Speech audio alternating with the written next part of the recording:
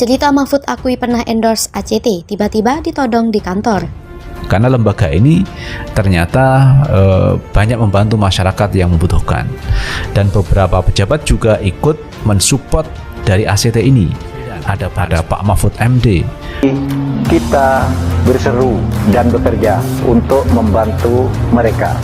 Aksi cepat tanggap. Yang namanya yayasan donasi, itu kan seharusnya uang yang telah didonasikan oleh orang-orang itu kan harusnya disumbangkan kepada orang yang membutuhkan.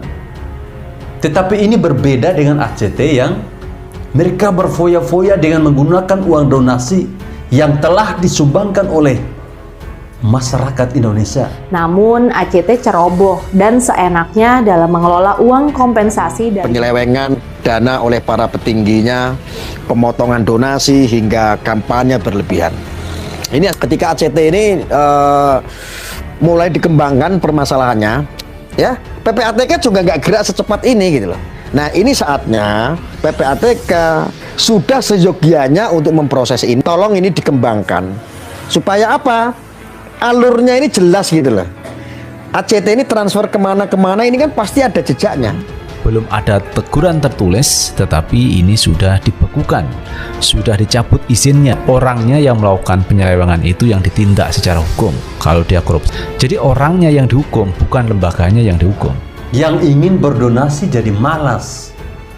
Akhirnya kita berpikir yang negatif ketika orang menabung. Ini Pak SBY bukan orang sembarangan. Dia pernah memimpin lembaga-lembaga itu 10 tahun. Jadi dia tahu titik-titik lemah dan kemungkinan-kemungkinan yang terjadi itu.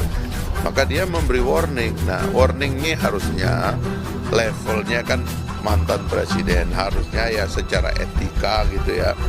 Ya saya kira tidak boleh menurut saya apa yang dilakukan oleh Pak Antasari yang kemauan pribadi itu dikait-kaitkan dengan presiden ya. Dan apa hubungannya presiden dengan Pak Antasari berkaitan dengan apa yang dilakukan oleh Pak Antasari saat ini ya. Misalnya dia Pak Antasari kan juga punya hak ya untuk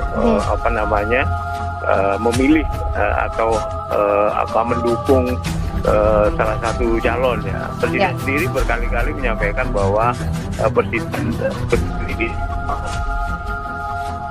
Pak Johan masih bahkan kemarin ditegaskan lagi ketika bertemu dengan Ketua Umum PP Muhammadiyah bahwa presiden netral. Saya kira ini ya menjauhkan. tidak ada hubungannya ya.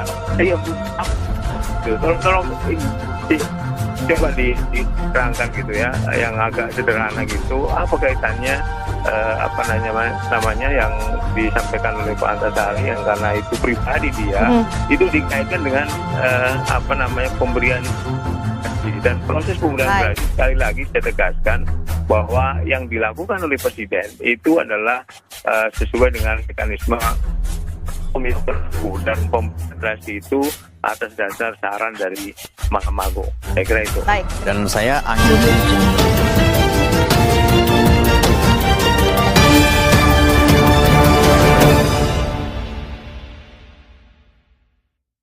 Menteri Koordinator Bidang Politik, Hukum, dan Keamanan Mahfud MD mengakui pernah memberikan endorsement pada lembaga aksi cepat tanggap pada 2016 lalu. Rekam jejak digital Mahfud menjadi bintang iklan bagi ACT masih terserak di dunia maya. Dalam video iklan berdurasi 1 menit dan 19 detik, Mahfud mengaku menyesalkan peristiwa pemboman yang terjadi di Kota Timur Suriah. Ketika Mahfud menjadi bintang iklan di video itu, ia belum menjabat sebagai Menko Polhukam. Ia baru ditunjuk untuk menduduki kursi tersebut pada Oktober 2019 lalu. Mantan Ketua Mahkamah Konstitusi itu pun mengaku terkejut dengan isi pemberitaan majalah Tempo pada pekan ini yang melaporkan dugaan adanya penyelewengan dana donasi publik untuk memperkaya diri sendiri. Nominal pemotongan dana donasi yang dilakukan oleh ACT rata-rata mencapai 13,7%. Padahal sesuai peraturan pemerintah nomor 10 tahun 1980 tentang pelaksanaan pengumpulan sumbangan, potongan maksimal untuk donasi sosial hanya 10%. Lalu bagaimana kisah awal Mahfud bersedia endorse LSM ACT? Satu, Mahfud mengaku ditodong oleh ACT agar mau endorse lembaganya. Sementara di dalam media sosialnya Mahfud mengaku tiba-tiba pernah didatangi perwakilan dari ACT. Mereka disebut Mahfud menodong agar diberi dukungan.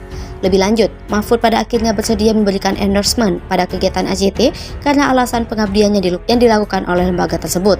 Ia pun mengaku terkejut ketika membaca laporan majalah Tempo. Ia berjanji akan mendorong ada proses hukum pidana seandainya tuduhan penyelewengan itu terbukti.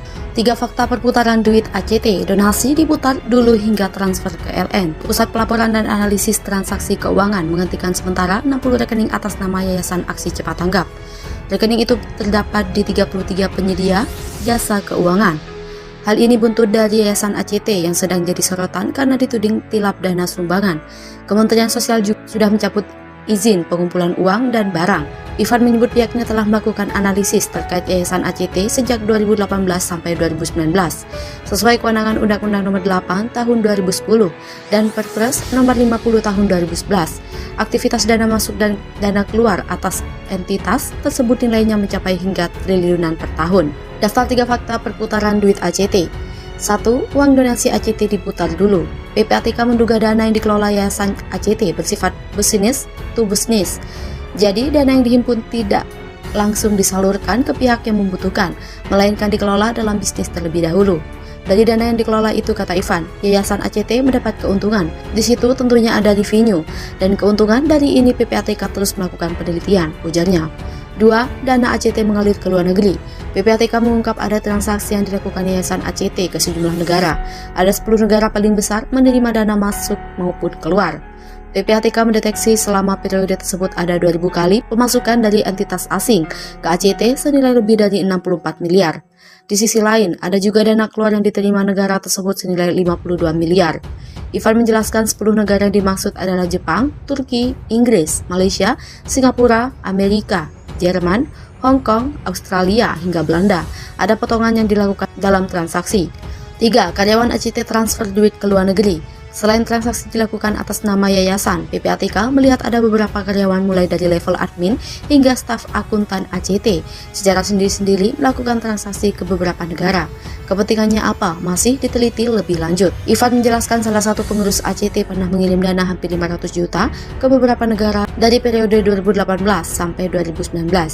Ivan juga mengatakan selama 2 periode tersebut salah satu karyawan AJT melakukan transaksi dengan nominal mencapai 1,7 miliar. Dana itu dikirim ke negara-negara berisiko tinggi. Izin AJT dicabut. Bagaimana nasib dana donasi yang terlanjur disumbangkan masyarakat? Kemensos telah resmi mencabut izin penyelenggaraan PUB yang diberikan kepada AJT. Selain itu, PPATK juga telah memblokir sementara transaksi 60 rekening yang terkait dengan AJT. Lantas, bagaimana nasib dana donasi yang sudah terlanjur terkumpul di lembaga tersebut? Pihak Kemensos menegaskan pencabutan izin tersebut tidak akan ikut menghilangkan kewajiban AJT dalam menyampaikan laporan AJT. Hal itu sudah diatur dalam SK Menteri Sosial soal pencabutan izin PUB. Raden Rasman menyebutkan bahwa Kemensos dalam hal ini akan melakukan audit dan pembahasan dengan kementerian atau lembaga terkait. Pembahasan itu untuk memutuskan langkah selanjutnya soal dana yang telah disumbangkan masyarakat kepada AJT sejauh ini. Sebelumnya, diketahui bahwa Kemensos telah mencabut izin penyelenggaraan pengumpulan uang dan barang yang diberikan kepada AJT tahun 2022 ini. Pencabutan izin AJT dinyatakan dalam Keputusan Menteri Sosial Republik Indonesia Nomor 133 HUK 2022 tanggal 5 Juli 2022 tentang pencabutan izin penyelenggaraan pengumpulan sumbangan kepada Yayasan Aksi Cepat Tanggap di Jakarta Selatan yang ditandatangani oleh Menteri Sosial AD Interim Muhajir Effendi 5 Juli 2022. Pencabutan izin tersebut menyikapi adanya dugaan aktivitas penyelewengan dana donasi umat yang dilakukan AJT. Pihak Kemensos akan terus memantau update informasi mengenai kasus tersebut untuk menentukan sikap selanjutnya. Ada ketidakterimaan SBY dengan kasus yang menimpa besannya tersebut. Berbeda dengan berita yang beredar dan selalu disuarakan oleh Partai Demokrat bahwa SBY selama menjabat presiden tidak suka mencampuri masalah hukum. Marahnya SBY kepada Antasari seperti yang diceritakan oleh Fahri Hamzah bisa dimaknai sebagai reaksi bentuk ketidakterimaannya pada penegak hukum. Tidak bisa menerima kerja KPK sebagai salah satu unsur penegak hukum negara karena menyangkut kasus yang melibatkan besannya. Sebelumnya Antasari dalam berbagai kesempatan diwawancarai hanya menyebutkan orang yang datang ke rumahnya adalah pebisnis media. Masyarakat pun dibiarkan mendebak-debak. Namun akhirnya kemarin menjadi terang benderang setelah menyebut nama Haritanu. Berbagai bantahan sudah dilakukan oleh SBY baik dalam bentuk cuitan Twitter maupun konferensi pers. Bahkan tim dari Demokrat telah melaporkan Antasari ke Barreskrim dengan tuduhan fitnah dan pencemaran nama baik. Begitu juga dari pihak Haritanu lewat kuasa hukumnya juga telah membantah. Kasus yang sepertinya masih akan panjang ceritanya, melihat sosok Antasari yang dulu memimpin KPK dan cukup disegani oleh para koruptor karena ketegasannya tentu tidak akan sembarangan mengeluarkan omongan bila tidak disertai dengan bukti dan saksi. Jangan sampai pernyataannya hanyalah omong kosong belaka dan bisa mengakibatkan dirinya kembali masuk bui lagi. Bagi SBY, memang bukan tahun keberuntungannya kala Antasari bebas. Putra mahkota yang digadang untuk menjadi DKI 1 gagal. Persoalan-persoalan semacam kasus Antasari, Hambalang, Senturi, IT KPU, serta berbagai kasus lainnya sepertinya akan menghadang di perjalanan karir politiknya. Masyarakat pun hanya bisa menunggu